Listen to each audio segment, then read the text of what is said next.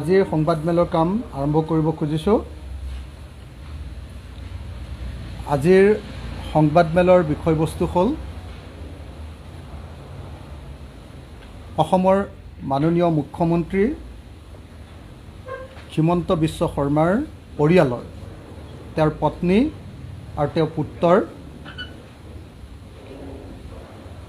এটা কোম্পানীৰ বিশাল ভূমি কেলেংকাৰী সন্দৰ্ভত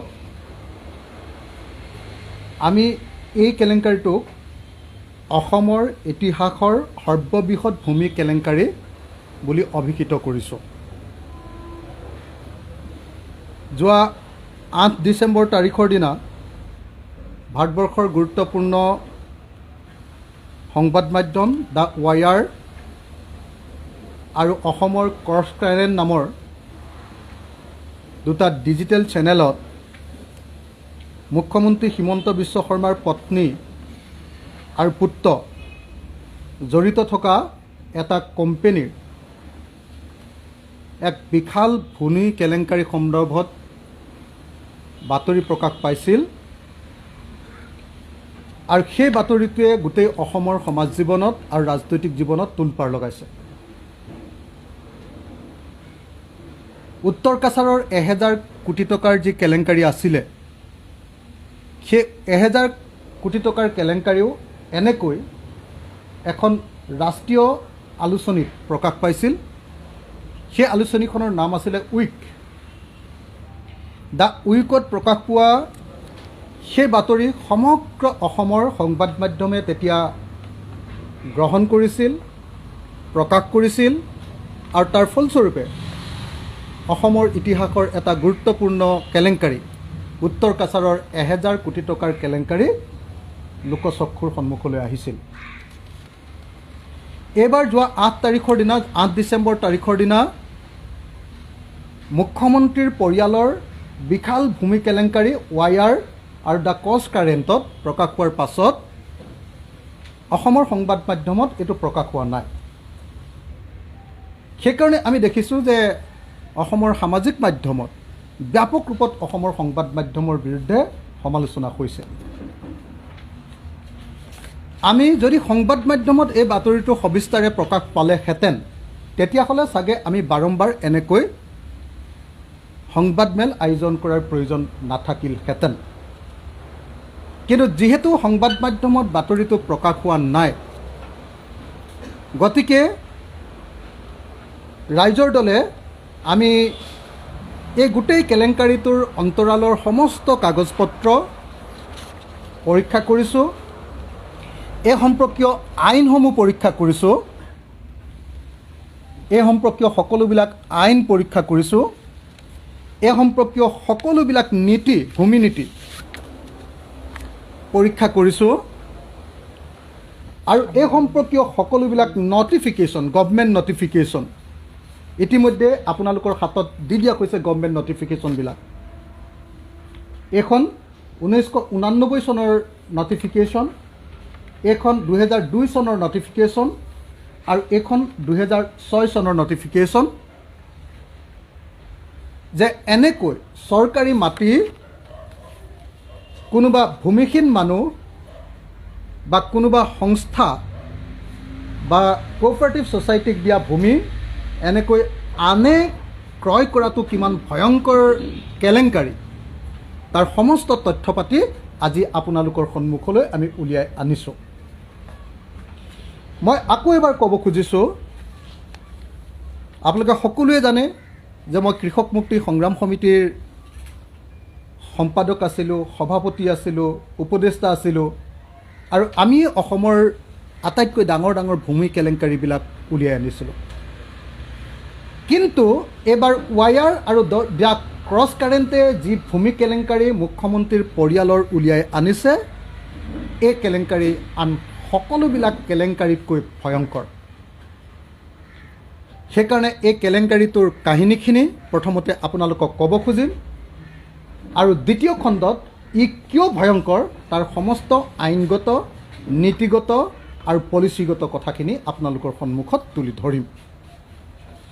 প্ৰথমতে মই কেলেংকাৰীটো সম্পৰ্কে খুব চমুকৈ আপোনালোকৰ আগত সাৰাংশটো কৈ দিব খুজিছোঁ। যোৱা 8 ডিচেম্বৰ তাৰিখৰ দিনা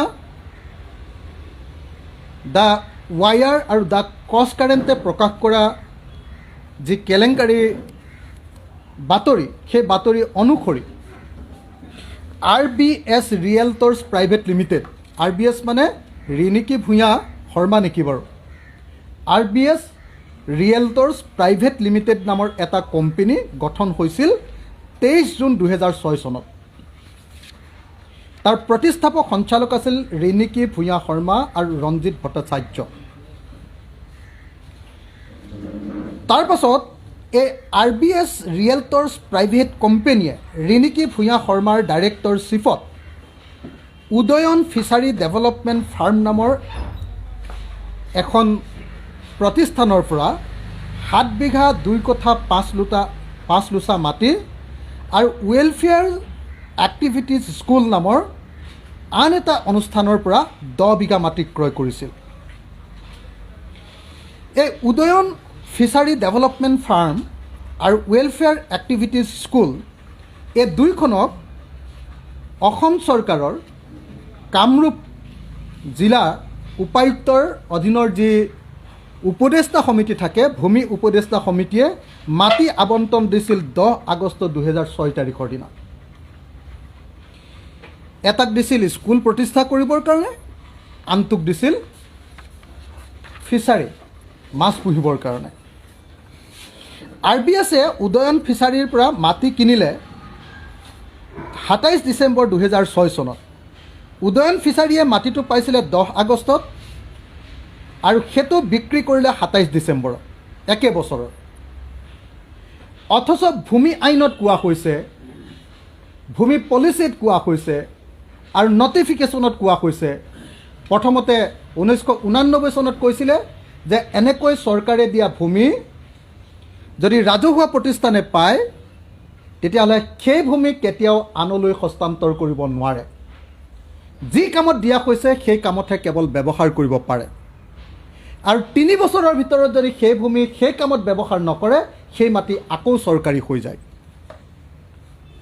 এতিয়া উদয়ন ফিচাৰী ডেভেলপমেণ্ট ফাৰ্মে সেই মাটি কাক বিক্ৰী কৰিলে? RBS ৰিয়েলটৰ্ছ প্ৰাইভেট লিমিটেডক, অৰ্থাৎ ৰিণিকী ভূঞা শৰ্মাক বিক্ৰী কৰিলে। ইণ্টাৰেষ্টিংলি এই মাটি যেতিয়া উদয়ন ফিচাৰী ডেভেলপমেণ্ট ফাৰ্মক দিয়া হৈছিল তেতিয়া সেই জিলা উপদেষ্টা সমিতিৰ সদস্য আছিল মন্ত্ৰী হিমন্ত বিশ্ব শৰ্মা। মই যে MLA, মই শিৱসাগৰৰ এতিয়া ভূমি উপদেষ্টা সমিতিৰ সদস্য, জিলা উপদেষ্টা সমিতিৰ সদস্য, আৰু হিমন্ত বিশ্ব শৰ্মাও 2006 চনত সেই ভূমি উপদেষ্টা সমিতিৰ সদস্য আছিলে। এতিয়া উদয়ন ফিচাৰী ডেভেলপমেণ্ট ফাৰ্মক ভূমি উপদেষ্টা সমিতিয়ে মাটি আবণ্টন দিলে, সেইটোও চাগে বেআইনী, মই পিছত দেখুৱাম আপোনালোকক। কাৰণ ফিচাৰীৰ কাৰণে মাটি যদি দিয়ে তাৰো কিছুমান চৰ্ত আছে, সেইবিলাক এটা কাহিনী। ৱেলফেয়াৰ এক্টিভিটিজ স্কুলকো মাটি দিলে 10 বিঘা, সেইটো এটা কাহিনী। এতিয়া সেই আবণ্টিত 10 আগষ্টৰ মাটি 27 ডিচেম্বৰত RBS ৰিয়েলটৰ্ছে কিনি ল'লে। এতিয়া 1 নম্বৰ কথা যে ফিচাৰীৰ কাৰণে দিয়া মাটি কেৱল ফিচাৰীতে ব্যৱহাৰ কৰিব লাগিব, সেইটো প্ৰতিষ্ঠানে যাক দিছে সেইটো নিয়ম ভংগ হ'ল। সেইটো নিয়ম ক'ত আছে সেইখিনি কথা মই পিছত দেখুৱাম। তাৰ পাছত ক'লে যে 2002 চনৰ নটিফিকেশ্যন মতে 5 বছৰলৈকে সেই মাটি বিক্ৰীয়ে কৰিব নোৱাৰে। এনেকৈ ধৰণে চৰকাৰে দিয়া মাটি এতিয়া বিক্ৰী কৰিলে, এবছৰো নহ'ল সেইটো বিক্ৰী কৰি দিলে। তাৰপিছত RBSে ৱেলফেয়াৰ এক্টিভিটি স্কুলৰ পৰা মাটি কিনিলে 20 জুলাই 2007 চনত। এইটো আগষ্টত মাটি পাইছিলে ৱেলফেয়াৰে 2006, এতিয়া আকৌ আগষ্ট নহ'লে এবছৰ নহ'ল, এবছৰ হোৱাৰ আগতে 20 জুলাই 2007ত সেই মাটিটো ৰিণিকী ভূঞা শৰ্মাৰ প্ৰতিষ্ঠানলৈ গুচি গ'ল, কোম্পানীলৈ গুচি গ'ল। এতিয়া এই দুয়োটা মাটি কিনিবৰ সময়ত মই আকৌ কৈছোঁ যে RBS ৰিয়েলটৰ্ছৰ সঞ্চালক মণ্ডলীৰ এজন আছিলে ৰিণিকী ভূঞা শৰ্মা, অৰ্থাৎ অসমৰ মুখ্যমন্ত্ৰীৰ পত্নী।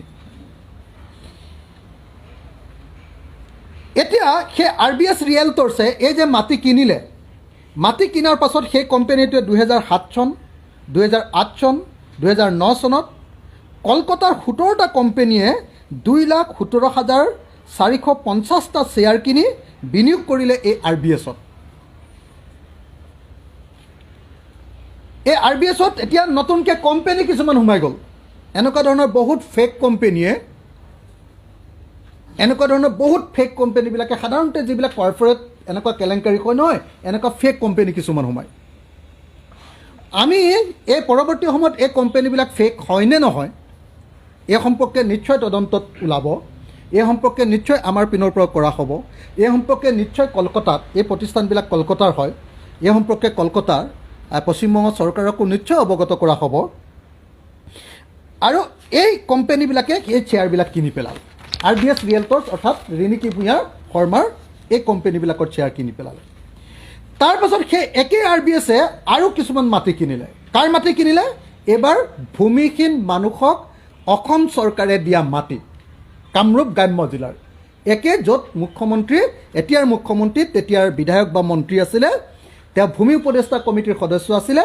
তাতো পলাশবাৰীৰ বঙৰাত 2008 চনৰ 18 নৱেম্বৰত 4টা পৰিয়ালক চিলিং উদ্বৃত্ত মাটি, চিলিং চাৰপ্লাছ মাটি আবণ্টন দিয়া হৈছিল। মাটিৰ পৰিমাণ আছিলে 9 বিঘা 4 কঠা 10 লেচা। এই যে 2008 চনৰ 18 নৱেম্বৰত এই 4টা ভূমিহীন পৰিয়ালক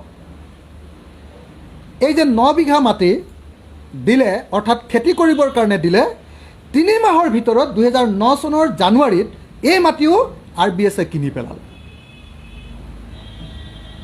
ভূমিহীনক দিয়া মাটি কেতিয়াও ভূমিহীনে আন কামত ব্যৱহাৰ কৰিব নোৱাৰে, খেতিৰ কামতহে কেৱল ব্যৱহাৰ কৰিব পাৰিব। আৰু 2009 চন হৈছেতো, 2006লৈকে এই মাটি 5 বছৰলৈকে কাৰো হাতত বিক্ৰীও কৰিব নোৱাৰে। নহয়, 2006 চনত নহয়, 2006 চনলৈকে 10 বছৰলৈকে বিক্ৰীয়ে কৰিব নোৱাৰে। 2006 চনৰ নটিফিকেশ্যন ওলালে, তাৰ মতে 10 বছৰ, 10 বছৰলৈকে সেই মাটি বিক্ৰীয়ে কৰিব নোৱাৰে। এতিয়া কিমান দিনত বিক্ৰী কৰিলে? 3 মাহৰ ভিতৰত 2009 চনৰ জানুৱাৰীত এই মাটি RBSে ভূমিহীন খিলঞ্জীয়া পৰিয়ালৰ পৰা মাটিখিনি কিনি পেলাল। সেই মাটি দিব পাৰে ভূমিহীন আৰু খিলঞ্জীয়া কেৱল পৰিয়ালক। এই মাটি ক্ৰয় কৰোঁতেও RBSৰ সঞ্চালক পদত আছিল মুখ্যমন্ত্ৰী হিমন্ত বিশ্ব শৰ্মাৰ পত্নী ৰিণিকী ভূঞা শৰ্মা। বঙৰা গাঁৱতে 2009 চনৰ ডিচেম্বৰত পুনৰ 3টা চিলিং চৰকাৰী ভূমিৰ প্লট ক্ৰয় কৰে RBSে। এই মাটিৰ পৰিমাণ 1 বিঘা 3 কঠা 13 লোচা। 2009 চনৰ 8 জুনত সঞ্চালকৰ পৰা পদত্যাগ কৰিলে। এইবাৰ মাটি চাটি কিনি 2009 চনলৈকে কিনিলে। 2009 চনৰ 8 জুনত সঞ্চালকৰ পৰা পদত্যাগ কৰিলে ৰিণিকী ভূঞা শৰ্মাই। আৰু এইবাৰ সঞ্চালক পদত কাক নিযুক্তি দিলে জানেনে? অত্যন্ত বিতৰ্কিত এজন ব্যৱসায়ী। আৰু আগতে বহুতবাৰ সংবাদ মাধ্যমত ওলাইছে যে মুখ্যমন্ত্ৰী হিমন্ত বিশ্ব শৰ্মাৰ 2 নম্বৰী টকাৰ ইনভেষ্টমেণ্ট য'ত হয় বুলি বহুত সময়ত সংবাদ মাধ্যমত আমি আগতে শুনিছিলোঁ। অশোক ধানুকা নামৰ এজন মানুহক সেই কোম্পানীটোত 9 জুন 2009 চনত তাত সঞ্চালক পদত দি দিয়া হ'ল আৰু ৰিণিকী ভূঞা তাৰ পৰা ওলাই আহিলে। 18 অক্টোবৰ 2010 চনত এই RBS ৰিয়েলটৰ্ছ নামৰ কোম্পানীটোৰ নাম সলনি কৰিলে আৰু এই কোম্পানীটোৰ নাম দিলে বশিষ্ঠ ৰিয়েলটৰ্ছ প্ৰাইভেট কোম্পানী। 2010 চনত কলিকতাৰ 17টা কোম্পানীৰ শ্বেয়াৰ হস্তান্তৰ কৰি দিলে। এই যে 17টা কোম্পানীৰ কথা কৈছিলোঁ, মই কৈছিলোঁ যে সেই কোম্পানীৰ ৰিণিকী ভূঞাৰ এই কোম্পানীটোৰ শ্বেয়াৰ কিনিছিলে 17টা কলিকতীয়া কোম্পানীয়ে। এইবাৰ 17টা কলিকতা কোম্পানীয়ে সেই শ্বেয়াৰবিলাক কাক দি দিলে? গুণ তামুলী ফুকন, ভাস্কৰ শৰ্মা আৰু ভাস্কৰ শৰ্মাৰ পৰিয়ালক। গুণ তামুলী ফুকন ৰিণিকী ভূঞা শৰ্মাৰ সম্পৰ্কীয়, আপোনালোকে সকলোৱে জানে। ভাস্কৰ শৰ্মা হিমন্ত বিশ্ব শৰ্মাৰ অত্যন্ত ঘনিষ্ঠ সোঁহাতস্বৰূপ এজন ঠিকাদাৰ, আপোনালোকে সকলোৱে জানে।